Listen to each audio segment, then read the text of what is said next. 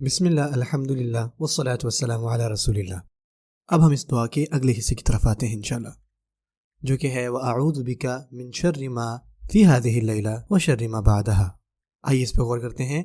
وَأَعُوذُ میں پناہ مانگتا ہوں، بِكَ آپ میں، من شر مطلب شر سے، ما جو بھی، فی کا مطلب ہوتا ہے میں، هذه کا مطلب ہوتا ہے یہ، فی هذه اللَّيْلَةِ کا مطلب ہے اس رات میں، وشر اور جو شر ہے، ما جو بھی، بعدہ مطلب بعد میں، ہاں اس کے، ٹھیک ہے نا۔ میں پناہ مانگتا ہوں اللہ تعالیٰ آپ میں اس شر سے جو بھی آج کی رات میں ہے اور جو بھی اس کے بعد ہے۔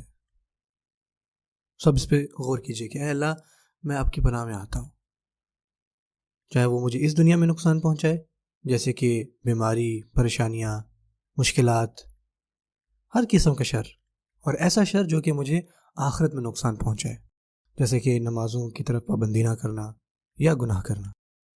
اور اللہ تعالیٰ سے دعا مانگنے کے بعد ہمیں خود بھی چاہیے کہ ہم کوشش کریں کہ بری چیزوں سے خود کو دور رکھیں اس رات میں اور آنے والی رات۔ ہم نے دیکھا کہ ہمارے پاس دو ملتے جلتے جملے تھے، ایک میں خیر ہے اور ایک میں شر ہے۔ ایک میں تھا ربی اسألک خیر ما فی هذه اللیلہ وخیر ما بعدها، اور دوسری طرف دیکھیں اعوذ بک من شر ما فی هذه اللیلہ وشر ما بعدها۔